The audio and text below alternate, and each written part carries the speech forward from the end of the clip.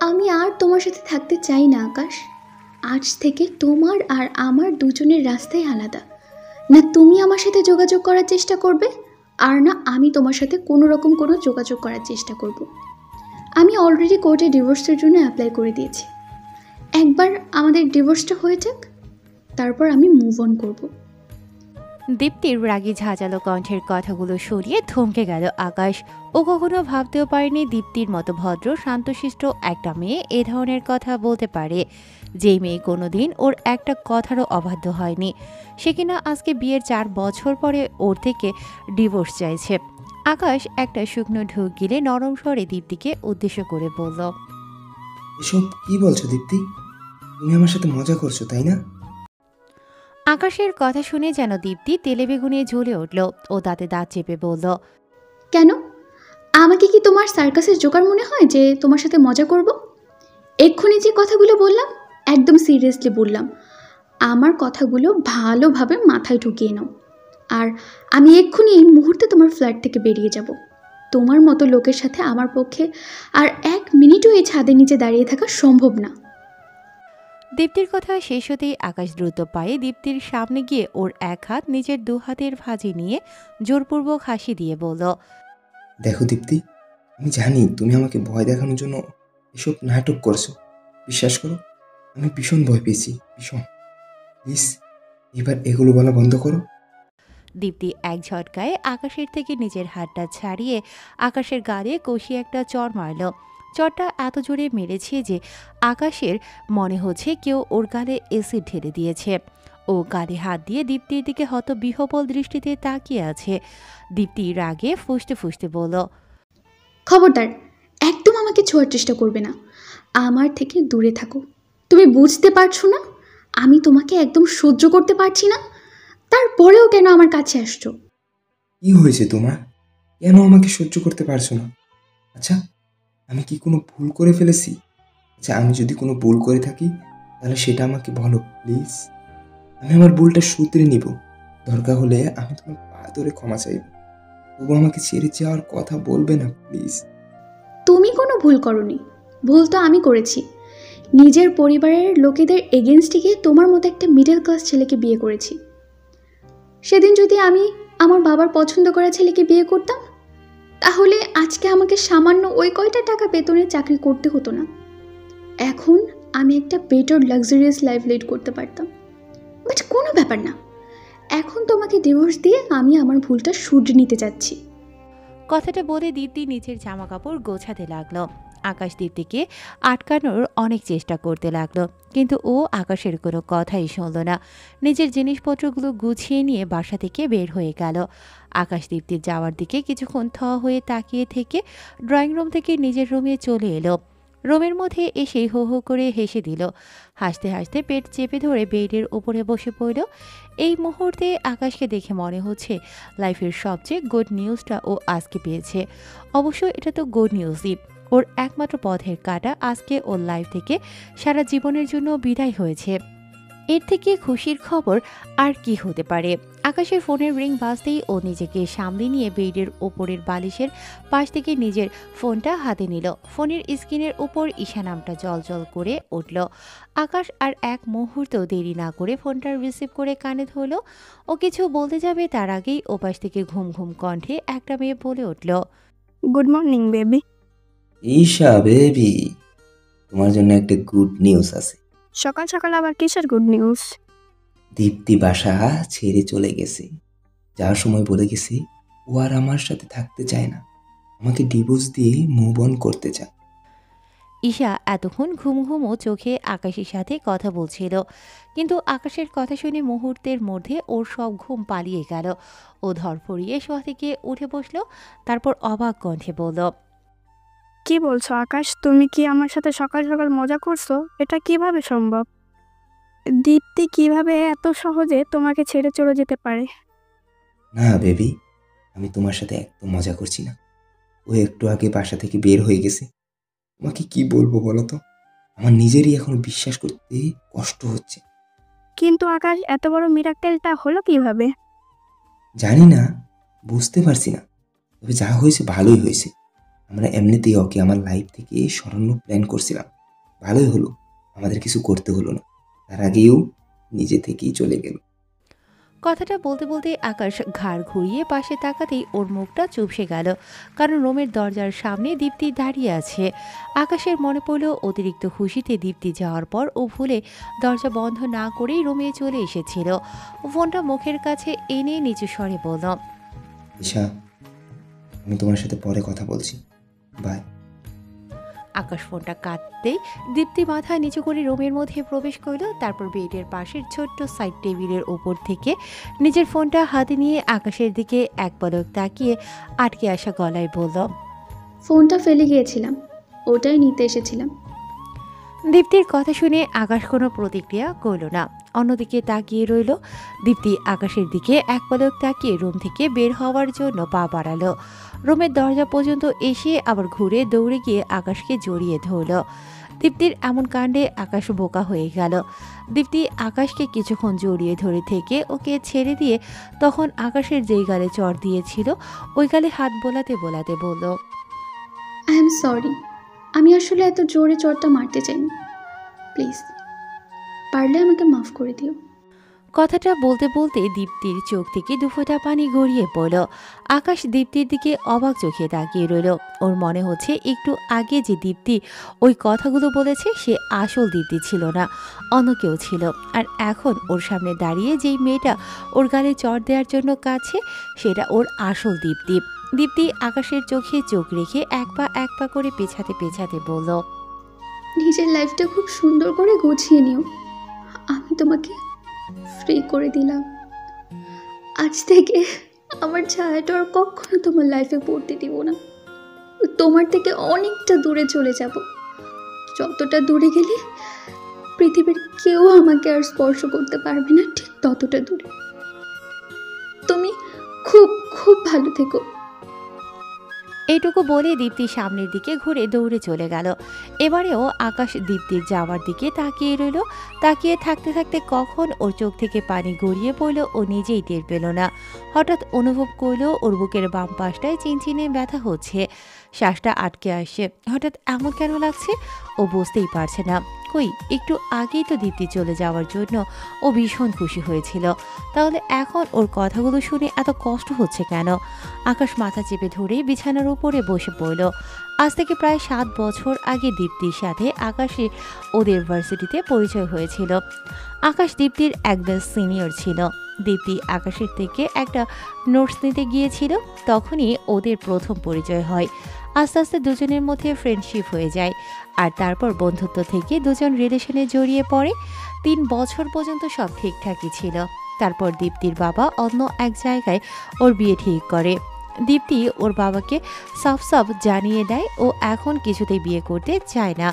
ওর বাবা কারণ জিজ্ঞেস করতেই ও সবাইকে আকাশের কথা জানিয়ে দেয়। দীপ্তির বাবা আকাশের ব্যাপারে খোঁজ খবর নিয়ে জানতে পারে আকাশ একদম নিম্ন মধ্যবিত্ত পরিবারের ছেলে। ওর বাবা সামান্য একজন স্কুল টিচার। এটা জানার পর উনি দীপ্তিকে সোজাসাপটাভাবে জানিয়ে দেয় উনি কিছুতেই আকাশের সাথে দীপ্তির বিয়ে দেবে না। উনি যেই পাত্রকে দীপ্তির জন্য ঠিক করেছেন, দীপ্তির সেই ছেলেকে বিয়ে করতে হবে। দীপ্তি ওর বাবাকে মুখের উপরে বলে দেয় ও কিছুতেই আকাশকে ছাড়া অন্য কাউকে বিয়ে করবে না। এই কথা শুনে দীপ্তির বাবা ওর ভার্সিটি যাওয়া বন্ধ করে দেয়। ওর ফোনটাও ওনারা নিয়ে নেয়। দীপ্তি কিছুতেই আকাশের সাথে যোগাযোগ করতে পারছিল না। এদিকে আকাশ ও দীপ্তির কোনো খবর না পেয়ে পাগলের মতো হয়ে গিয়েছিল। একদিন বিকেলে দীপ্তির মা ঘুমোচ্ছিল, তখন ও চুপি চুপি গিয়ে ওর মায়ের ফোনটা নিয়ে নিজের রুমে চলে আসে। তারপর আকাশের নাম্বারে কল করে এতদিন যা যা হয়েছে সবটা খুলে বলে। সবটা শুনে আকাশ বলে ওরা পালিয়ে গিয়ে বিয়ে করবে। দীপ্তি প্রথমে আকাশের কথায় অমত করলেও আর কোনো উপায় না পেয়ে রাজি হয়ে যায়। পরের দিন রাতে দীপ্তি ওর মায়ের কিছু জুয়েলারি আর ওর বাবার আলমারি থেকে কিছু ক্যাশ নিয়ে বাড়ি থেকে পালিয়ে আসে। তারপর দুজন গিয়ে একটা সস্তার হোটেলে ওঠে। পরের দিন চুপি চুপি গিয়ে নিজেদের বিয়েটা সেরে ফেলে। দীপ্তির বাড়ি থেকে পালিয়ে যাওয়ার খবরটা সকাল হতেই পুরো এলাকায় ওর পালিয়ে যাওয়ার কথাটা ছড়িয়ে পড়েছিল। যারা একসময় দীপ্তির বাবার চোখের দিকে তাকিয়ে কথা বলার সাহস পেত না, তারা বাড়িতে এসে ওনাকে অপমান করতে লাগলো। নিজের মেয়ের করা একটা ভুলের জন্য ওনার মান সম্মান সব মাটিতে মিশে গিয়েছিল। উনি কাউকে মুখ দেখানোর মতো অবস্থায় ছিলেন না। মানসিক এবং শারীরিকভাবে একদম ভেঙে পড়েছিলেন। দীপ্তির পরিবার বিয়েটা মেনে না নিলেও আকাশের পরিবার ওদের বিয়েটা ঠিকই মেনে নিল।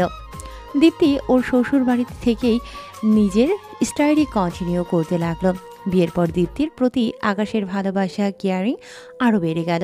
দীপ্তির একটুখানি হাত কেটে গেলেও আকাশ চিল্লাচিল্লি করে পুরো বাড়ি মাথায় উঠিয়ে ফেলত। আকাশের মা বাবাও দীপ্তিকে নিজের মেয়ের মতো ভালোবাসত। ওকে কখনো কোনো কাজ করতে দিত না। সব কিছুই ঠিকঠাকই চলছিল। এর মধ্যে আকাশের স্টাডি কমপ্লিট হয়ে যায়। ও নিউ জব পেয়ে দীপ্তিকে গ্রামের বাড়িতে রেখে শহরে চলে আসে। আকাশ চলে যাওয়ায় দীপ্তির ভীষণ কষ্ট পেয়েছিল। প্রায় রোজ কান্নাকাটি করত, খাওয়া দাওয়া একদম কমিয়ে দিয়েছিল। প্রথম প্রথম আকাশ রোজ দীপ্তিকে কল করে খোঁজ খবর নিত, কিন্তু ধীরে ধীরে আকাশ কেমন বদলে গেল। সপ্তাহে একদিনও দীপ্তির সাথে কথা বলতো না। দীপ্তি যখনই কল করত কাজের বাহানা দেখিয়ে ফোন কেটে দিত। আকাশের দিনের পর দিন এমন ব্যবহার দীপ্তির মনটাকে ভেঙে গুড়িয়ে দিয়েছিল। ও রোজ আকাশের ছবিটাকে বুকে জড়িয়ে ধরে কাঁদত। ঠিকঠাক মতো একদম নিজের যত্ন নিত না। ফাইনালি প্রায় 1 বছর পর দীপ্তির স্টাডি কমপ্লিট হয়ে যায়। ওর রেজাল্ট আসলেই ও চাকরির জন্য ইন্টারভিউ দেওয়া শুরু করে, আর অনেক চেষ্টার পর একটা জব পেয়েও যায়। তবে আকাশের মতো অত উঁচু পোস্টে না, মোটামুটি একটা জব পেয়েছিল। কিন্তু দীপ্তি তাতেই বেশ খুশি হয়েছিল, কারণ যাই হোক এখন থেকে আকাশের কাছাকাছি তো থাকতে পারবে। দীপ্তি আকাশের কাছে আসার জন্য ছটফট করছিল। খুশিতে ওর পাগলের মতো অবস্থা হয়ে গিয়েছিল। ওকে এত খুশি দেখে আকাশের বাবা মাও আর ওর জব করার ব্যাপারটা নিয়ে অমত করেনি। ওনাদের ভাষ্যমতে সন্তান যাতে খুশি থাকে তাতেই ওনারা খুশি। জব পাওয়ার কিছুদিন পর দীপ্তি আকাশকে কিছু না জানিয়ে ওকে সারপ্রাইজ দেওয়ার জন্য ওর ফ্ল্যাটে চলে আসে। আকাশের ফ্ল্যাটে এসে দীপ্তি বেশ অবাক হয়, কারণ ফ্ল্যাটটা বেশ বড়। ফ্ল্যাটের মধ্যে দামি দামি জিনিসপত্রে ভর্তি। চাকরির মাত্র 1 বছরের মধ্যে আকাশ এত বড় একটা ফ্ল্যাট কিভাবে কিনে ফেলেছিল? দীপ্তির মাথায় সেটাই ঢুকছিল না। দীপ্তি আরও এক ধাপ অবাক হয় আকাশকে দেখে। আকাশ একদম নিজেকে পাল্টে ফেলেছিল। আকাশের পোশাক থেকে শুরু করে ওর হাঁটা চলার ভঙ্গি সব চেঞ্জ হয়ে গিয়েছিল। আর সব থেকে বড় কথা হলো, আকাশ দীপ্তিকে এখানে দেখে একদম খুশি হয়নি, বরং ভীষণ রেগে গিয়েছিল। তবে আকাশ মুখে দীপ্তিকে কিছু না বললেও ওর চোখে মুখে ঠিকই রাগটা প্রকাশ পাচ্ছিল। দীপ্তি প্রথমে ভেবেছিল হয়তো আকাশকে না বলে আসার জন্য ও এতটা রেগে গেছে। আস্তে আস্তে সময়ের সাথে সব কিছু ঠিক হয়ে যাবে, কিন্তু সময়ের সাথে কিছুই ঠিক হলো না। আকাশের আর দীপ্তির মধ্যে দূরত্ব আস্তে আস্তে বাড়তে লাগলো। আকাশ সারাদিন অফিসে পড়ে থাকতো, যখন বাসায় আসতো ফোনে মুখ গুজে বসে থাকতো। প্রথম প্রথম আকাশের এমন ব্যবহারে দীপ্তির কষ্ট হলেও ধীরে ধীরে এসব ওর অভ্যাস হয়ে গেল। ও একদিকে নিজের আর অন্যদিকে নিজের সংসার একদম নিপুণভাবে সামলাতে লাগলো। আকাশ কোনো কিছু চাওয়ার আগেই দীপ্তি সেই জিনিসটা নিয়ে আকাশের সামনে হাজির হতো। আকাশ মাঝে মাঝে এটা ভেবে অবাক হতো, দীপ্তি এত সহজে কিভাবে ওর মনের কথা বুঝে যায়। এইভাবেই সব কিছু চলছিল, কিন্তু কয়েকদিন আগে থেকে হঠাৎ দীপ্তি চেঞ্জ হয়ে গেল। সারাদিন কিছু একটা নিয়ে চিন্তা করতে থাকতো। সব কাজে বারবার কেমন ভুল করতো। আকাশ সব কিছু খেয়াল করতো ঠিকই, তবে পাত্তা দিত না। দীপ্তির কোনো বিষয়ে ওর বিন্দু মাত্র ইন্টারেস্ট ছিল না। এর মধ্যেই হঠাৎ করেই আজকে সকালে দীপ্তি এসে জানালো ও আকাশের সাথে থাকতে চায় না। দীপ্তি চলে গেছে প্রায় 3 মাস কেটে গেছে। ঈশা এখন আকাশের সাথে ওর ফ্ল্যাটে থাকে। ওরা দুজন লিভ ইন রিলেশনে আছে। দিনকে দিন আকাশের কাছে ঈশা চরম অসহ্যের হয়ে উঠছে। আকাশ যেই জিনিস অপছন্দ করে ঈশা ঠিক সেই জিনিসগুলোই করতে থাকে। সারাদিন পার্টি করবে, ছেলেদের সাথে মেলামেশা করবে, রাতে ঠিক মতো বাসায় ফিরে আসবে না। সারাদিন বাসার জিনিসপত্র এদিক সেদিক করে রাখবে। ইদানিং ঈশার সব কিছুই আকাশের চরম অসহ্য লাগে। ও সব কিছুতেই ঈশাকে দীপ্তির সাথে কম্পেয়ার করার চেষ্টা করে। ওর মনে হয় দীপ্তি থাকলে কখনো এসব করতো না, সবসময় ওর কথা শুনে চলতো। অথচ ঈশাকে কিছু বলেই ও রেগে যায়। বাসার সব জিনিস ভাঙচুর করা শুরু করে। আকাশকে টাকার খোঁটা দেয়। অবশ্য দিবে নাই বা কেন, আজকে আকাশ যা যা আছে সব কিছু তো ঈশাই দিয়েছে। 2 বছর আগে আকাশ যখন জব নিয়ে ওই অফিসে জয়েন করেছিল, তখন আকাশ একদম নিচু পোস্টের একটা জব করতো। আকাশ যেই অফিসে জব করতো ওই অফিসের চেয়ারম্যান হচ্ছে ঈশার বাবা। ঈশা মাঝে মাঝেই ওর বাবার সাথে দেখা করতে অফিসে আসতো। একদিন ঈশা ওর বাবার ক্যাবিনে এসে আকাশকে দেখে ফেলেছিল। প্রথম দেখাই ওর আকাশকে বেশ ভালো লেগে গিয়েছিল। ও প্রায়ই আকাশের সাথে কথা বলার জন্য অফিসে আসতো। আকাশের পাশে বসে ঘন্টার পর ঘন্টা ওর সাথে কথা বলতো। আকাশকে নিয়ে রেস্টুরেন্টে যেত, লং ড্রাইভে যেত। আকাশের প্রথম প্রথম এসব বিরক্ত লাগলেও আস্তে আস্তে ঈশাকে ওর ভালো লাগতে শুরু করে। একটা সময় ওরা দুজন ফিজিক্যাল রিলেশনে জড়িয়ে পড়ে। আকাশ যে বিবাহিত সেটা ঈশা ভালো করেই জানতো। তারপরেও ও আকাশের সাথে নিজের রিলেশনটা কন্টিনিউ করে গেছে। ঈশা ওর বাবাকে বলে আকাশের প্রমোশন করিয়েছে, নিজের টাকা দিয়ে ওকে ফ্লাইট কিনে দিয়েছে। ঈশার বাবারও আকাশ আর ঈশার রিলেশনটা নিয়ে কোনো প্রবলেম ছিল না। ছোটবেলা থেকেই মেয়ে যেটা চেয়েছে উনি সেটাই মেয়েকে এনে দিয়েছেন। এবারেও মেয়ে যাকে লাইফ পার্টনার হিসেবে পছন্দ করবে তার সাথেই উনি ঈশার বিয়ে দেবেন। রাত 1টা বাজে। আকাশ ড্রয়িং রুমে পায়চারি করছে। ঈশা এখনও বাড়িতে ফিরেনি। আকাশ বারবার ঈশাকে ফোন দিয়ে যাচ্ছে, কিন্তু মেয়েটা একবারও ওর ফোন রিসিভ করছে না। রাগে আকাশের মাথাও ফেটে যাচ্ছে। আজকে ঈশা বাড়িতে ফিরলে ওর সাথে এই নিয়ে ও একটা হেস্তনেস্ত করে ছাড়বে। আকাশের ভাবনার মধ্যে দরজার কলিং বেল বেজে উঠল। আকাশকে দরজাটা খুলতেই দেখল ঈশা একটা ছেলের হাত আঁকড়ে ধরে দাঁড়িয়ে আছে। দুজনেই ড্রাঙ্ক। আকাশ তীক্ষ্ণ চোখে ঈশার দিকে তাকিয়ে কিছু বলতে যাবে, তার আগে ঈশা ছেলেটাকে বাই বলে আকাশকে সাইড কাটিয়ে ঢুলতে ঢুলতে ভেতরে চলে গেল। আর ছেলেটাও উল্টো ঘুরে হেঁটে চলে গেল।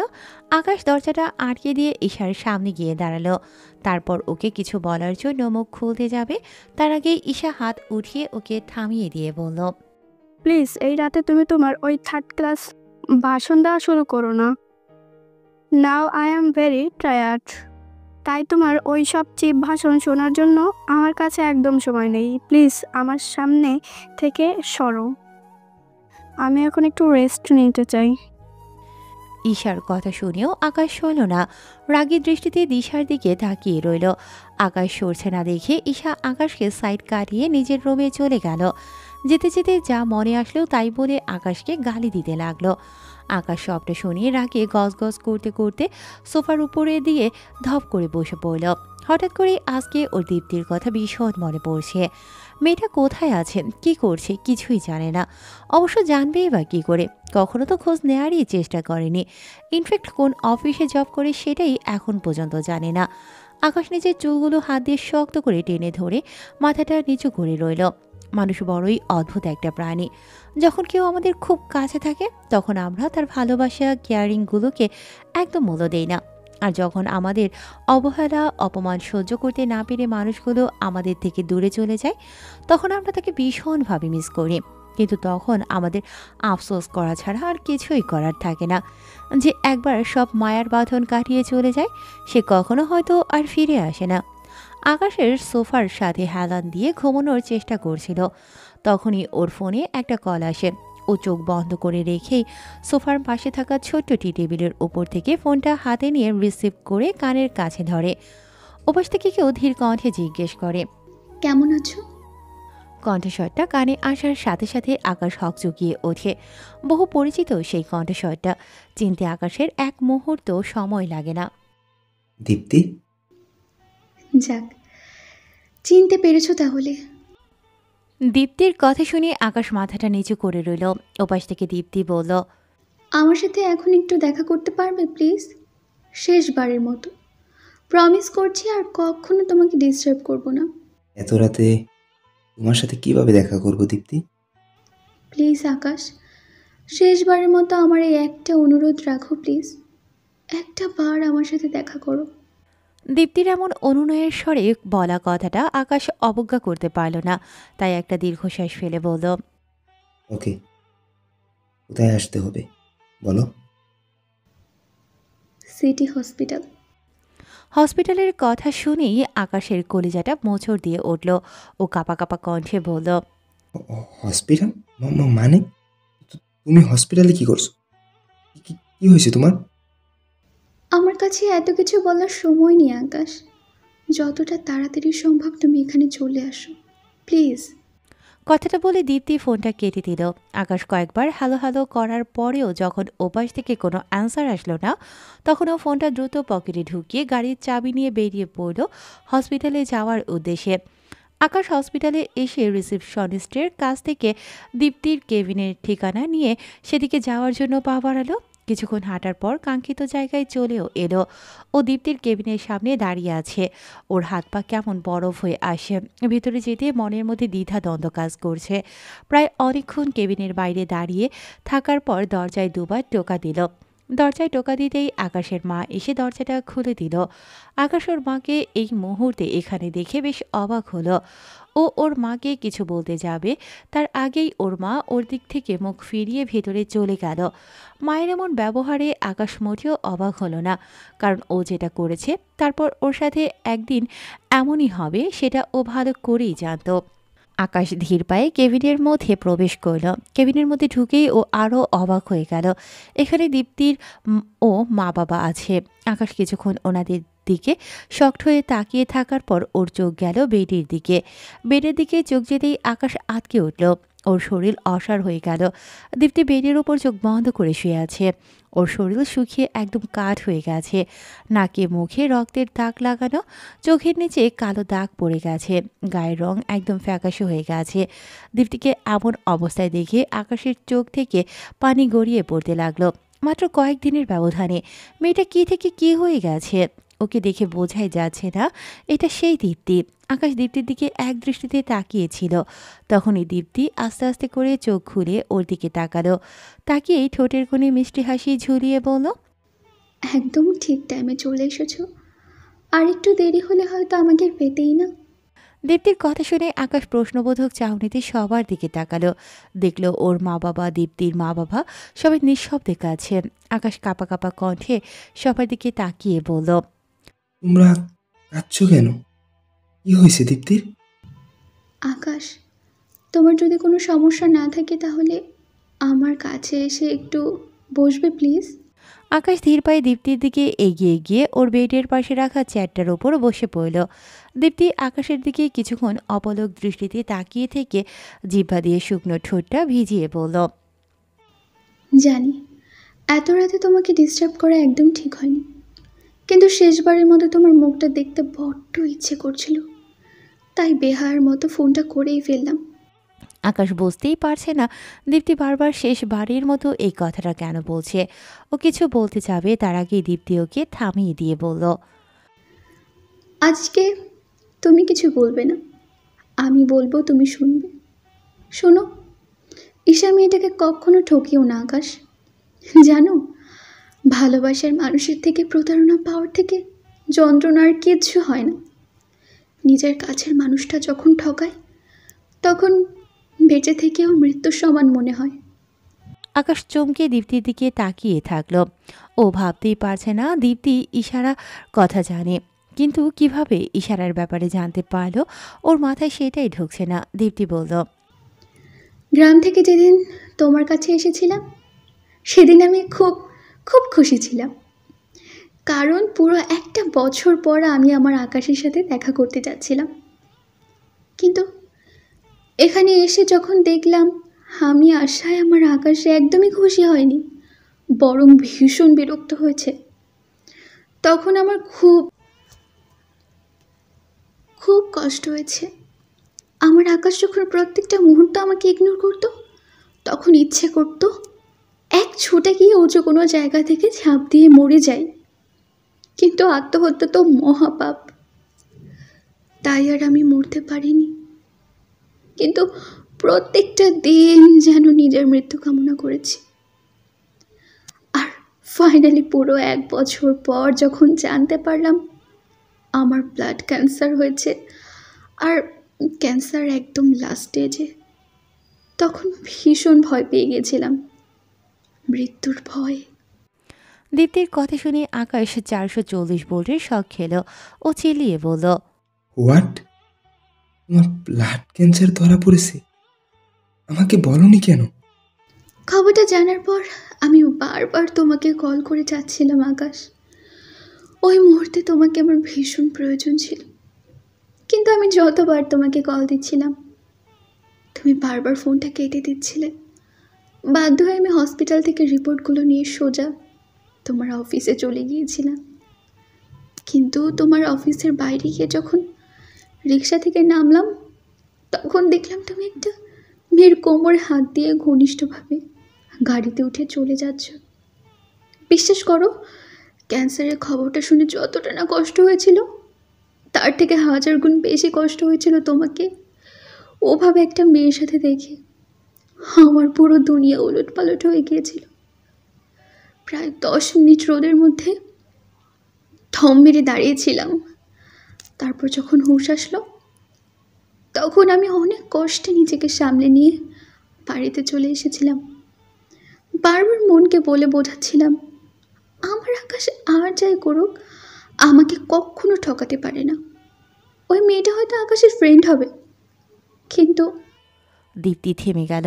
আকাশ হতবিহ্বল হয়ে দীপ্তির কথা শুনে যাচ্ছে। দীপ্তি আবারও বলল, কিন্তু ওই দিন রাতে তুমি যখন বাসায় ফিরে ব্যালকনি থেকে মেয়েটার সাথে কথা বলছিলে, তখন আমার ঘুম ভেঙে গিয়েছিল।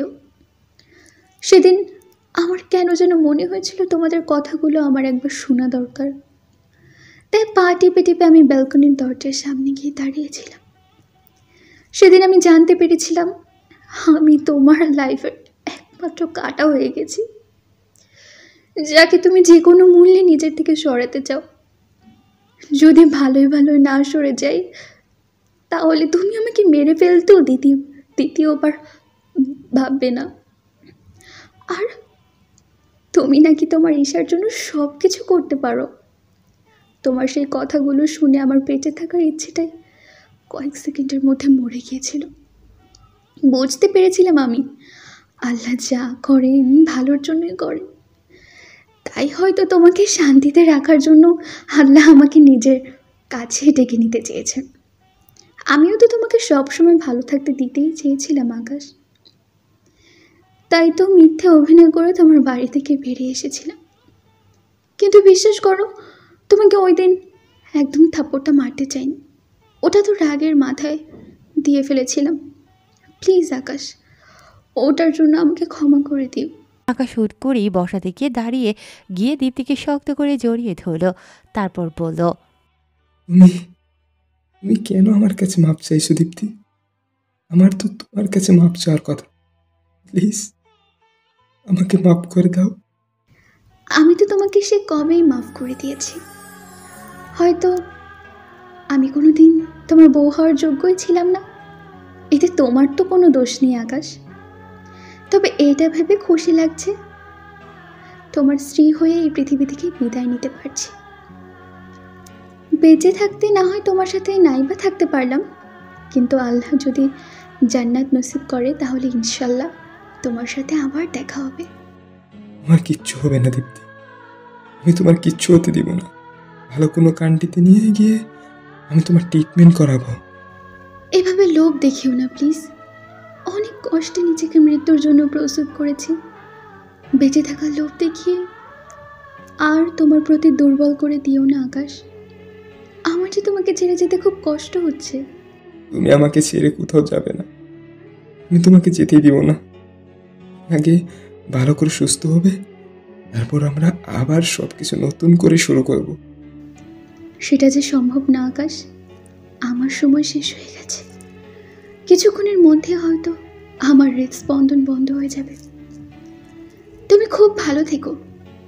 আর আমি যদি কখনো কোনো বেয়াদবি করে থাকি, তাহলে আমাকে ক্ষমা করে দিও। আজ থেকে তুমি পুরোপুরি মুক্ত হয়ে গেলে। দীপ্তি নামের পথের কাঁটাটা তোমার জীবন থেকে সারা জীবনের মতো চলে গেল। এবার হয়তো তোমার আর কোনো পিছুটান থাকবে না।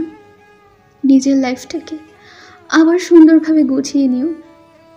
তুমি ভালো থাকলেই মনে করবে আমি ভালো আছি। কথাটা বলে দীপ্তি আকাশের মাথায় হাত বোলাতে বোলাতে পাশে তাকিয়ে আকাশের আর ওর মা বাবার দিকে তাকিয়ে বলল, তোমরা প্লিজ ওকে ক্ষমা করে দিও। ওর সামান্য একটা ভুলের জন্য তোমরা ওকে দূরে সরিয়ে দিও না। তোমরা ছাড়া ওর আর কে আছে বলো? তোমরা যদি ওকে দূরে সরিয়ে দাও, তাহলে ও কার কাছে যাবে? আমার কাউকে চাই না দীপ্তি, আমার শুধু তোমাকে চাই। আকাশের কথার উত্তরে দীপ্তি কিছুই বলল না। ও ওর বাবার দিকে তাকিয়ে মৃদু হেসে বলল, আমার জন্য তুমি মানুষের কাছে অনেক অপমানিত হয়েছো বাবা। পারলে তোমার এই স্বার্থপর মেয়েটাকে ক্ষমা করে দিও প্লিজ। দেখো, তোমার মেয়ে তোমাকে কষ্ট দিয়ে যে অন্যায়টা করেছে তার শাস্তি আল্লাহ তাকে দিচ্ছে। এবার তুমিও আমাকে মাফ করে দিয়ে আমাকে শান্তিতে চোখ বন্ধ করতে দাও বাবা। দীপ্তির কথা শুনে ওর বাবা হু হু করে কেঁদে দিলেন। এতগুলো বছর পর মেয়েকে দেখতে পেলেন, অথচ এখন আর ওনার কিছুই করার নেই। মেয়েটা ওনার চোখের সামনে আস্তে আস্তে মৃত্যুর দিকে এগিয়ে যাচ্ছে। নিজের মেয়ের মৃত্যু দেখা একজন বাবার জন্য যে কতটা যন্ত্রণার তা হয়তো যে নিজের সন্তানের মৃত্যু দেখেছে একমাত্র সেই জানে। দীপ্তির শ্বাস ধীরে ধীরে ঘন হয়ে আসে। ও আকাশের মাথা থেকে নিজের হাতটা নামিয়ে বলল, আকাশ, আমার বাবা মা বোনকে দেখে রেখো, নিজের যত্ন নিও, শাশুড়ি মায়ের খেয়াল রেখো প্লিজ। আর যদি পারো মাঝে মাঝে এসে আমার খবর জিয়ারত করে যেও। এবার আমাকে ছাড়ো, আমার যাওয়ার সময় হয়ে গেছে। আমাকে ছেড়ে যেও না দীপ্তি, আমি তোমাকে ছাড়া থাকতে পারবো না। আমি আমার মৃত্যুর আগ পর্যন্ত তোমার সাথে থাকতে চাই। দীপ্তির দু চোখের কার্নিশ গড়িয়ে পানি পড়ছে। ও জোরে শ্বাস নিতে নিতে বলল, আমার যে তোমাকে ছেড়ে যেতে খুব কষ্ট হচ্ছে আকাশ। ইচ্ছে করছে তোমার সাথে থেকে যেতে, কিন্তু আমি চাইলেও যে তোমার সাথে থাকতে পারবো না। কথাটা বলে দীপ্তি ওর বাবা আর শ্বশুরের দিকে তাকিয়ে বলল, ওকে সরাও প্লিজ। ওনারা দুজন এসে আকাশকে টেনে নিয়ে গিয়ে জড়িয়ে ধরল। আকাশ পাগলের মতো চিল্লিয়ে কেঁদে যাচ্ছে। ওখানে উপস্থিত সবাই কাছে। দীপ্তি আকাশের দিকে একটু তাকিয়ে মৃদু হেসে বলল, কেতো না আকাশ, কোনো মানুষের চিরকাল বেঁচে থাকে না। একদিন না একদিন সবাইকে পৃথিবী থেকে বিদায় নিতে হবে। আমি না হয় তোমার আগে গিয়ে তোমার জন্য অপেক্ষা করব। যখন আমাকে খুব বেশি মিস করবে তখন আমার ডায়েরিটা পড়ো। ওটাতে আমাদের ভালোবাসার সব স্মৃতি জড়িয়ে আছে। তোমাদের গ্রামের বাড়িতে আমাদের যে রুমটা ছিল ওখানে ডায়েরিটা রাখা আছে। এইটুকু বলে দীপ্তি একদম সোজা হয়ে বিড়বিড় করে কালিমা পড়ে নিল। তারপর জোরে জোরে 3বার শ্বাস নেওয়ার পর শরীরটা নিস্তেজ হয়ে গেল। আকাশ চিৎকার করে কাঁদতে লাগলো। দৌড়ে দীপ্তির কাছে আসতে চাইল, কিন্তু কেউ ওকে ওর দীপ্তির প্রাণহীন শরীরটার কাছে আসতে দিল না। সবাই ওকে শক্ত করে ধরে রইল। কিছু বছর পর গায়ে পাঞ্জাবি আর মাথায় টুপি পরে দীপ্তির কবরের পাশে দাঁড়িয়ে আছে আকাশ। এটা ওর নিত্যদিনের কাজ। প্রতিদিন ফজরের নামাজ পড়ে দীপ্তির কবরের পাশে সে কবর জিয়ারত করে তারপর নিজের অন্যান্য কাজে যায়। দীপ্তির কবরটা ওর শ্বশুর বাড়িতেই দেয়া হয়েছে। আকাশ এখন গ্রামেই থাকে। এখানে দীপ্তির বাবার বিজনেস দেখাশোনা করে আর পাশাপাশি কিছু গরিব বাচ্চাদের বিনা টাকায় কোচিং করায়। আকাশ নিজে দাঁড়িয়ে থেকে দীপ্তির বোনের বিয়ে দিয়েছে আর দীপ্তির মা বাবার দায়িত্ব নিজের কাঁধে তুলে নিয়েছে। দীপ্তি চলে যাওয়ার পর আজ অবধি ওর সেই ফ্ল্যাটে পা রাখেনি। ঈশা কয়েকবার দেখা করতে এসেছিল, ওকে ফিরিয়ে নিয়ে যেতে চেয়েছিল, কিন্তু ও সাফ সাফ মানা করে দিয়েছে। পরে আকাশের কাছে বারবার অপমানিত হয়ে ঈশা ওর কাছে আসা বন্ধ করে দিয়েছে। দীপ্তির মা বাবা, আকাশের মা বাবা অবশ্য আকাশের অন্য জায়গায় বিয়ে দেওয়ার চেষ্টা করেছিল, কিন্তু আকাশ কিছুতেই রাজি হয়নি। ও বলে দিয়েছে, যতদিন বেঁচে আছি দীপ্তির স্মৃতিটুকু নিয়েই বাঁচব, আর কাউকে আমার প্রয়োজন নেই। আকাশ হাঁটু ভেঙে বসিয়ে দীপ্তির কবরের উপরে হাত বোলাতে বোলাতে বলল, আমার জীবনে আর অন্য কাউকে আসতে দেব না দীপ্তি। যতগুলো দিন বেঁচে আছি ততদিন শুধু তোমার স্মৃতিগুলো আঁকড়ে ধরে বাঁচতে চাই। যেদিন মৃত্যু আসবে ওই দিন হাসি মুখে মৃত্যুকে বরণ করে নিব, কারণ একমাত্র মৃত্যুই তোমার কাছে আমাকে পৌঁছে দিতে পারে। কথাটা বলে আকাশ একটা লম্বা শ্বাস নিয়ে বলল, তোমার ডায়েরিটা আমি মাঝে মাঝে পড়ি। যখন পড়ি তখন মনে হয় তুমি আমার পাশেই আছো। আমি তোমাকে অনুভব করি। জানি ওই সব কিছু আমার মনের কল্পনা মাত্র, কিন্তু বাকিটা জীবন না হয় আমি তোমাকে অনুভব করেই কাটিয়ে দিলাম। আজও আমি তোমাকে ততটাই ভালোবাসি যতটা আগে বাসতাম। আর মাঝখানের যে বাজে স্মৃতিটা ছিল সেটা মেমোরি থেকে অনেক আগেই ডিলিট করে দিয়েছি। এখন আমার মন আর মেমোরি দুটোতেই শুধুমাত্র আমার তৃপ্তি আছে, আর কারো আমার লাইফে কোনো জায়গা নেই। সমাপ্তি। বিদব্য। এটা গল্পের কাহিনীটা কিছুটা সত্যি। যেদিন এই কাহিনীটা আমি শুনেছিলাম সেদিন ভীষণ কেঁদেছিলাম, আর আজ যখন এই ইমোশনাল সিনটা লিখছিলাম বারবার চোখটা ঝাপসা আসছিল। কতবার যে চোখে মুখে পানি দিয়েছি হিসেব নেই। জানি না আপনাদের কাছে গল্পটা কেমন লাগবে, বাট প্লিজ বাজে মন্তব্য না করার চেষ্টা করবেন। সবাই ভালো ভালো মন্তব্য করবেন, আশা করি সবাই তাই করবেন। ধন্যবাদ আমাদের চ্যানেলের পাশে থাকার জন্য।